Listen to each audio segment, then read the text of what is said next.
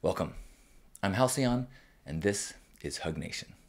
This is the first broadcast since returning from Burning Man 2019. It was intense. It was big. It was incredible. Hard to believe that year after year after year, I continue to have these amazing experiences and consistently meet people who are inspiring and see things that are inspiring. And my hope for humanity grows. The examples of humanity and inspiration and genius and heart opening and authenticity is enough to change your life even after 22 years. Testify.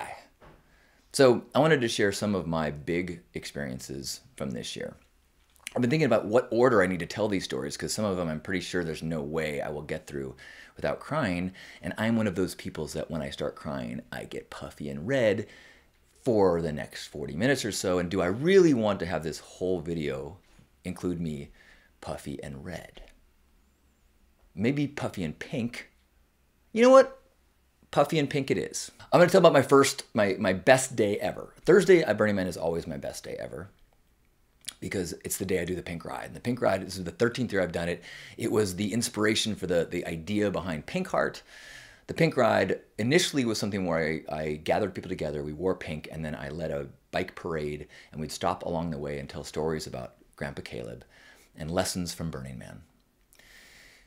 And now, in its current existence, it is people gather at Pink Heart on Thursday at noon, wear pink, bring your bikes, I share the meaning of life or whatever comes through in that moment.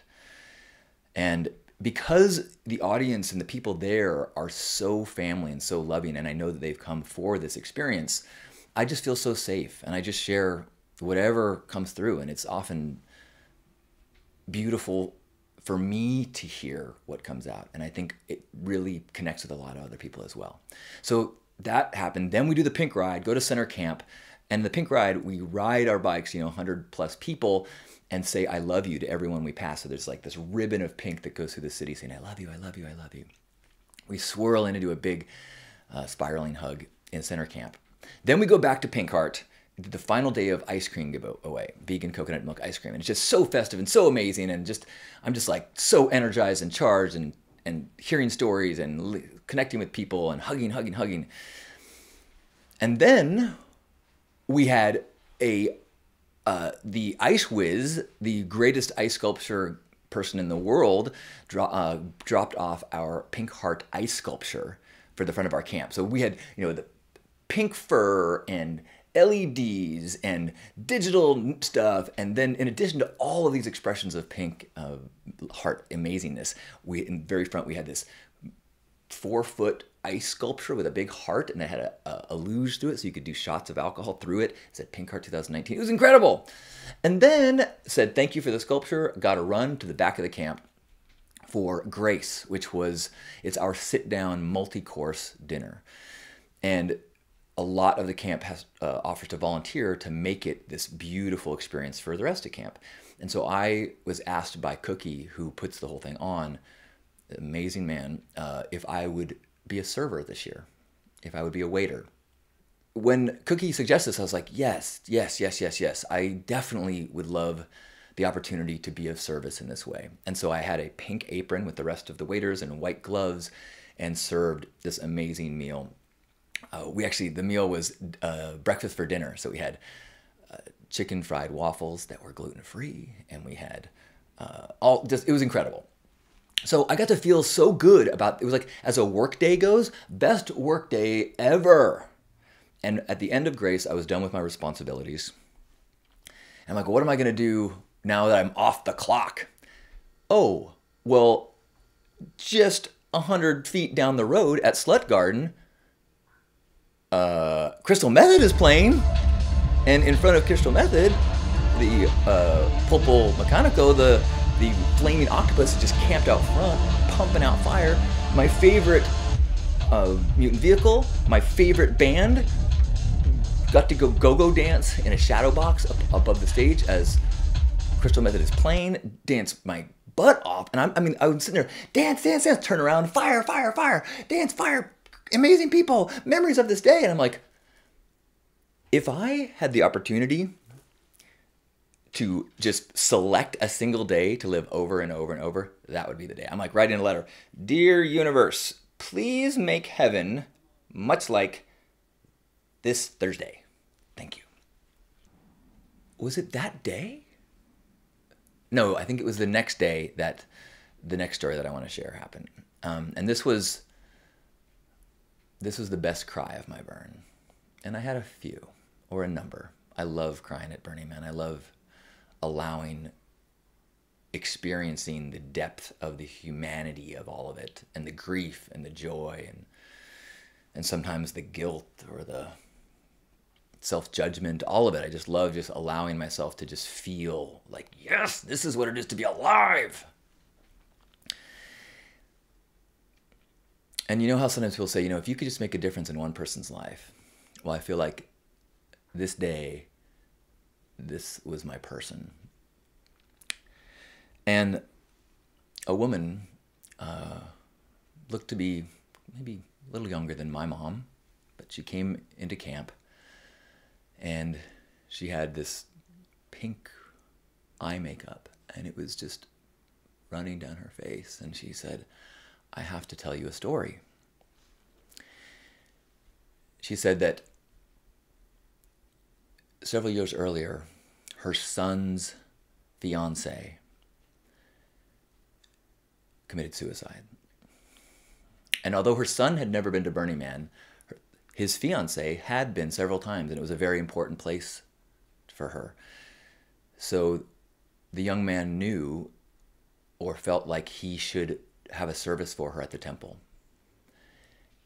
And his mom wanted to do whatever she could to facilitate this and to help her redheaded, easily sunburned son survive in the desert and figure out this experience. So she started researching Burning Man and found my videos and started devouring them.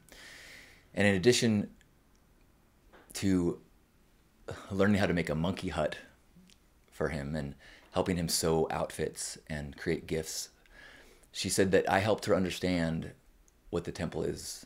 And she said, you helped me understand what could be possible on the playa and the love that awaited him there.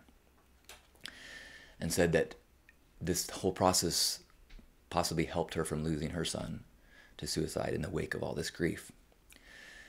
And she's sharing the story. And then she says, and then the next year, her other son decided to go, and so she made monkey huts for both of them. And then this year, her sons surprised her with, they got enough money together so they could rent an RV so that she could survive out in the desert in the heat. And so her number one goal or an experience of the burn was coming to see me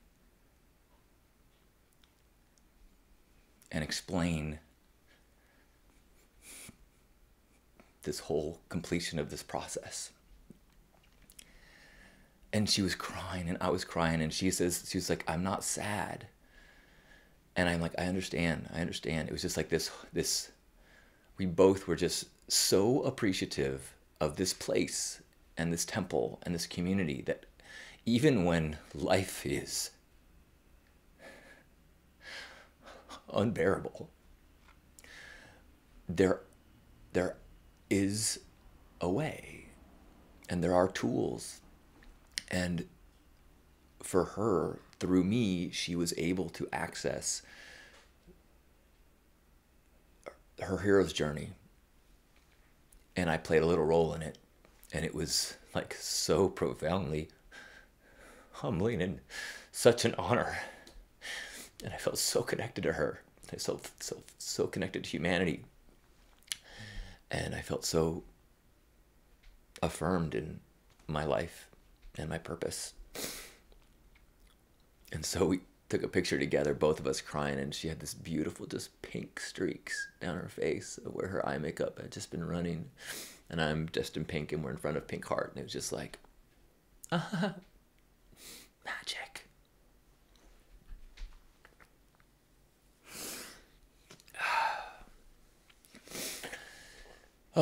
So I will follow that up with a story that's less pleasant for me. I'm not sure how to start this story. I guess I'll start it with this year and how maybe a dozen or more times someone that I knew or sort of knew came up to me and they said, "Hey, camp looks great. You know, by the way, I got to tell you, I was contacted online by a woman who had a really bad experience at Pink Heart." And I was like, "Was it this woman?" And they said her name. They said, "Yeah." I said, "Yeah." Go back a couple months earlier. This woman had been emailing everybody that she could find, or messaging on Facebook, anyone connected to Facebook through groups and such, to tell them the same story of her bad experience at Pink Heart. And she also contacted the Burning Man organization to file a report about this experience and said, "I don't want to get the authorities involved, but I just want Pink Heart management to know." Now, why is it so important for her to get a message to Pink Heart management? Well, for that, you've got to go back more than 2 years ago. 2 years ago, before the burn, I get a lot of emails from people. It's their first time going. They're nervous. They don't feel like maybe I won't belong. They watch a Robot Heart go-go girl models dancing video and they're like, "Ew, maybe this isn't for me." And they ask me and I try to calm their fears and say, "If you're called to go, you're supposed to be there, you know?" And this person seemed quite uncomfortable and nervous and strange, but she was also a huge fan of Hug Nation and made these grand gestures to show me how much she appreciated what I was putting out into the world. Like I talked about a book that was out of print that my grandfather gave me, and she drove to a library 300 miles away to get a copy of this book. And I was like, wow. And so I started to say, you know what? I keep reading about artists and authors throughout history who will start a pen pal relationship with a young student who looks up to them as a way to foster their path. And so I'm like, you know, I'm going to do that for this person. So I start really engaging. And as she sent me these long letters, I would really spend time to listen and respond, and felt like I was doing a good thing. And then at the burn, we got to meet. And she was strange and awkward. And I spent some very present time for a few minutes and connected. And then I went about my responsibilities and meeting other people, which is important to me at Burning Man. And she came by and spent a lot of time at Pink Heart, pretty much every day, I think. And every day she would leave me a long letter that I did not read. I don't write at Burning Man. I don't look at the internet. I don't read. I am present with as many people as possible and witness as much magic. So I didn't read them. Now on burn night, after the man burned, I returned back to my RV, walking through the private area of our camp, which is members only. We have that for a number of reasons, a lot of them having to do with we don't want police to just be able to walk through. But anyway, it's private only, lots of signs saying that. And I walked back to my motorhome, and my door of my motorhome is blocked with like a cord in like a spider web, kind of just all blocked with rope. And then wrapped around the rope is all this LED wire. So it's like blinking. And in the middle is a bunch of paper like taped on, wadded on there. And so I undo the paper, and it is another long letter from this woman. "Why are you ignoring me? I could tell you were talking about me, blah, blah, blah." And I was not sober at this moment, and it was a scary thing. And I set it aside, went back into my motorhome. And a few moments later, this woman came into my motorhome and started confronting me and started talking to me. And I'm like, "You got to get out of here." And she's like, "I'm here to help you." I'm like, "I don't need your help." She's like, "What's wrong with you?" I'm like, "Everything's fine." And she's like, "You're on drugs." I said, "Oh, I'm definitely on drugs, but I got this. I'm a professional. And she's like, I'm here to help you. Wake up, wake up. Lightly slaps me in the face. A little bit of a traumatic thing to happen when you're not sober. I bring her out to the front of my camp because this really tripped me out. And I said, get a green dot ranger here to one of my campmates because one of us needs help. One of us is having a psychotic situation. Rangers came, eventually escorted her away. I said, you can't come back to Pink Heart. So get back from the burn, and I write this woman a short email saying, for whatever reason, our interactions made me feel very uncomfortable at Burning Man, and we cannot have any more contact together, and I appreciate your understanding as we sever this relationship. And she wrote me back a very long message accusing me of gaslighting her and all these, accusatory things. And I wrote one more email. This is 2 years and a week ago. And it said, we are not friends. Never contact me again. This woman emailed me every day for the next year. Every day, a long email. And for a while, I was looking at them as she said things like, I listened to Hug Nation this week. I could tell you were talking about me. And some reflections about the night of the burn and, her apologies for what had happened and weird recollections of what she thought had happened and how, just, I stopped reading them. Eventually, I had them start just go to a folder. I blocked her on social media and just had them go into a folder and kind of forgot about it. I figured like, well, I guess I didn't put any fuel on the fire. This is good. Until about 5 months ago, when I started hearing from people that this woman had been messaging them. And she'd been contacting people in Burning Man groups trying to get in touch with me through that, people that in my camp. And and the story that she was spreading was that while at Pink Heart on burn night, the night that she came in and trespassed and assaulted me, that she had been dosed by someone gave her a Pink Heart water bottle and dosed on GHB. And people should know that that kind of thing is happening at Pink Heart. Now, I don't want to diminish the importance of that conversation, that there is non-consensual dosing happening at Burning Man. And it is a huge problem. It is consciousness rape. I've spoken about it many times. I don't know what goes through your head that you think that that is acceptable or maybe even a gift to someone. It is fucked up. And if it happened at Pink Heart, I would apologize and do whatever possible to increase measures so that it didn't happen again. But that did not happen on Burn Night 2 years ago. And this person who the more that we were in contact, the more I realized is not grounded in the same reality that I am, or I would guess most of us are, has found a way to hurt me. I didn't feel physically unsafe, so I didn't take any measures. I didn't get a restraining order. But what has she done? She's definitely affected my reputation. And I heard a story of a greeter who was wearing a Pink Heart thing, and someone coming through the gate was like, Pink Heart, you know what really goes on there? And this was something that really bummed out my burn. To spend so much of my life and my energy and my heart to try to make something that is as beautiful as possible. And then have, a retaliation. It was just really, it was hard.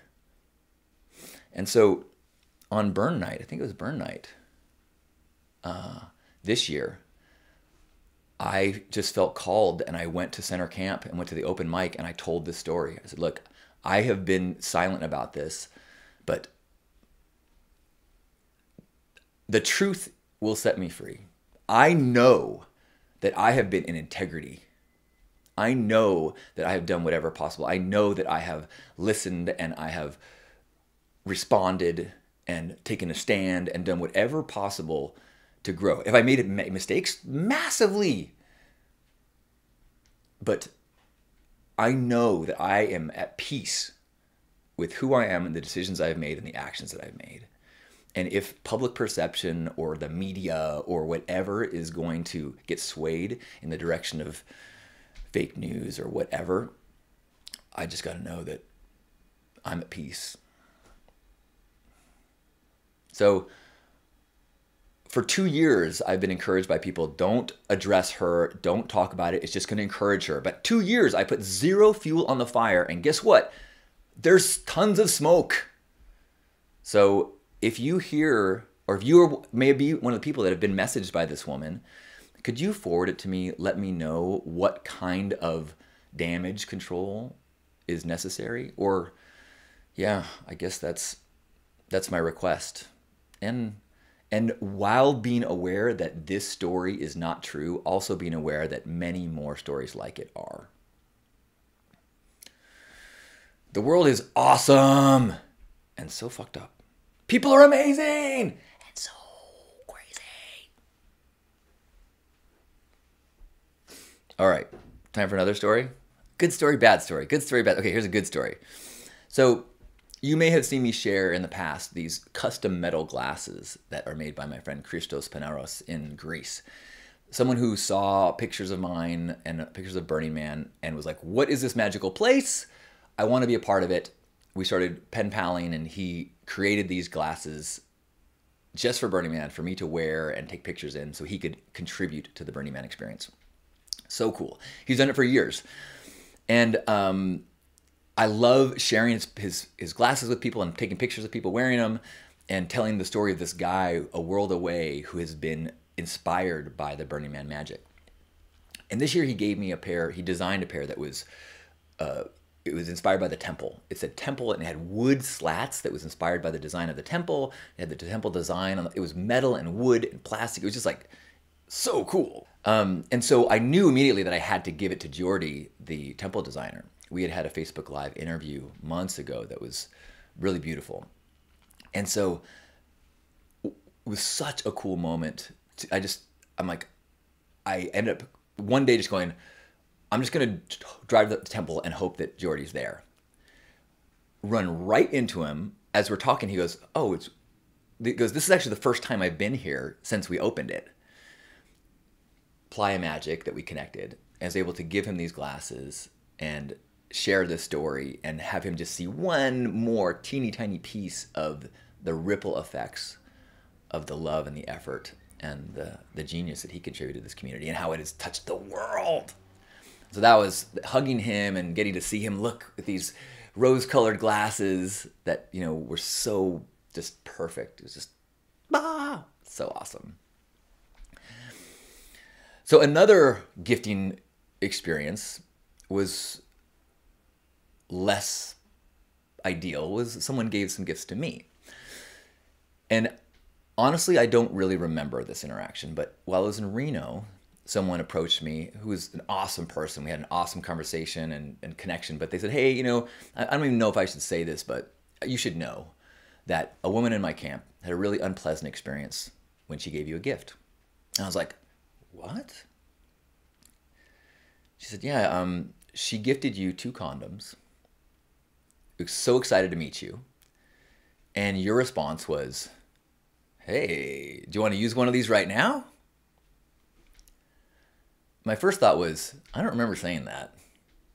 My second thought was, that's pretty fucking funny. That's a great response. And then my third thought was I out of line? I mean, obviously I don't want to offend someone. And my general feeling on offending people is whether or not I am right to offend them, I do want to know. If I use a word that you associate in some way that makes you feel like I'm offending you, I want to know so I can have the ability to not make your experience worse. Communicate with me so I can make your experience better. That's all I want from anyone. But as I chewed on this situation and wondered to what degree I was responsible, or as I chewed on the experience, I was like, that is definitely something that I would say. And in fact, I feel pretty good about that. It's funny. It's relevant, and it actually demonstrates ideal consent culture. I asked for what I wanted in using verbal things. I didn't grab her. I didn't say, ooh, condom. And, I didn't bend her over. I didn't say something lewd. I didn't make, she introduced a sexual idea, and I used my words to consensually ask for something. I'm like, you know what? This is part of the new me of avoiding the need to people please all the time, and instead check in and say, I appreciate this criticism. Is this something I can get better at? Yes, thank you. Or, no, this is on you. I'm not going to change because of this, but I appreciate this understanding. I'm at peace with this decision, this action, this path.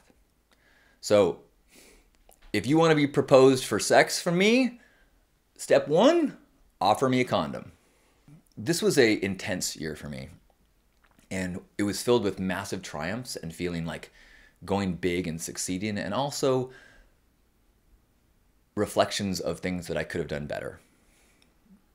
And while that can be hard, it also became a theme and something that I started to embrace as the very nature of Burning Man and maybe of life. It's not about succeeding. It's about trying, learning, growing, getting better. The city is iterative. Each year you learn, and then next year you do better. You try something, do it again, or do something different.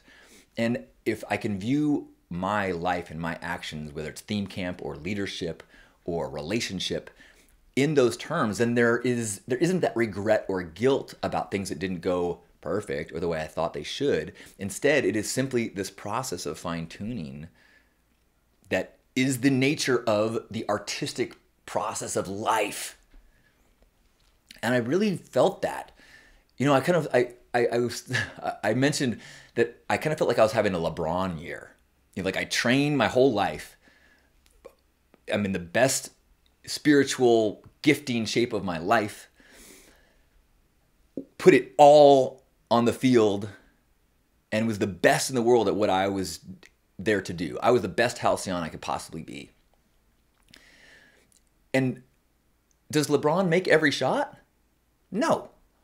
And after LeBron has the best game of his life, are there people on talk radio and around the water cooler that are saying he sucks and that he's is a loser? Yes. But a champion practices, shows up, does their best. Period.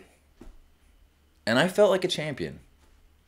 It was funny. I got home and my brother, he said, I watched your video. Just so you know, you actually used the LeBron James reference correctly. Sports metaphors, I love. Sports themselves, not so much of a fan. So let's do this. This year's burn was incredible. To me, it was a huge reminder that Burning Man is exactly where it's supposed to be. There is so much good happening. There's so much growth happening. It's also an iterative process. And the state it's in with its growth and its well-knownness. I mean, there was an article that came out when we got home in the New York Times about a Nobel Prize winning economist that went to the burn and wrote a really beautiful article about it. And my parents read it. This is not the underground, illegal, crazy Burning Man of my youth. It is something different. And it's beautiful. And the lessons are new. And embracing that is the art. Recognizing that it's always going to have things that won't work well, things that don't work so well. And if we turn our back from them and say, well, that sucks. That's not what LeBron James would do. He would practice more. He would hit the gym. He would build his relationship with his teammates. And I feel like that's what we did. Speaking of relationships with teammates, another high moment, awesome thing of this burn. This year, Foamogensis camp, which does the huge foam shower, and Pink Heart did a partnership that we'd planned in advance. So Early in the week, a crew of ours went to Foamogensis and got trained on how they do things. If you've never been to Foamogensis, it is, I believe, in the awesomeness of the burn, it is at another level. It is a visceral, physical, transformative experience where you take a shower, not a shower, it's a foam performance with a group of 30 people. You get naked into this big fish tank. They spray you down with foam. You soap yourself and others with their consent, and you get rinsed off with clean water. You are clean, you're naked, and then you walk out onto a dance floor and dance naked. Rebirthed, pure, clean. And for many people, it is the first time being naked in front of others. And for a man to dance and jangle in public is so past the line of what feels okay. But in this place, and there have teams of people that are all about raising your spirits and making sure that you feel comfortable, and it's just so well done. And so our team went to get trained on how they do that. And even though we spend so much time learning how to be good gifters and love warriors, to get their training on ways that they can make it better was so cool. Is this cross-pollination or cross-contamination. And then we went there so our people were working up top and spraying foam, and then another group of our camp came and handed out 1,500 cookies to people that were leaving the foam.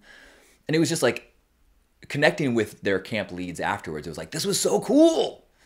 We both work so hard to bring our best, and together we both get better. This is the encouraging things that are happening there. The way the most interesting, amazing, inspiring people in the world are drawn to it to give their best and be inspired by one another. So if you were a part of that, thank you. If it wasn't your thing, it's just a thing. And you can be inspired by others around you at all times. This is one digital way that I hope that we can feel those connections. I'm also doing this decompression and integration group, 30 days of people that went to the burn or are feeling this same need to keep your authentic fire burning bright in the face of a culture that does not encourage that. We started yesterday, so there's still time this week to sign up if you'd like to at decom.hugnation.com. And I am doing what I'm supposed to be doing, bringing my best, helping other people get to their best as possible, learning, growing, recognizing the stumbles, celebrating the triumphs, and collectively pushing back the cultural tide that is trying to dim us, get us back in line to be consumers and conformists.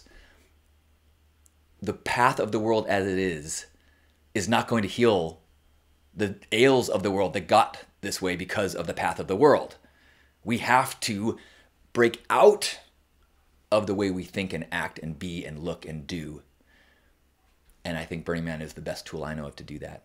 And so this decompression is a way to take that idea, energy, the place that people are in this energized, cracked open state, and work together to keep it going as long as possible, ideally until the next time we can gather together and have face-to-face reminders of who we really are. So thank you for being you. Thank you for walking this path with me. Thank you for supporting me as I be me. I love you. If you enjoy these transmissions, do me a huge favor and share them. Give them a thumbs up, give them a like. Let people know that this is worth listening to. It would make a big difference in my life. Or join my email list and get to know all the new things that happen, including when my next round of coaching will start at list.hugnation.com. Actually, just search Hug Nation. You can find my YouTube channel, find my iTunes, all the good stuff. I love you.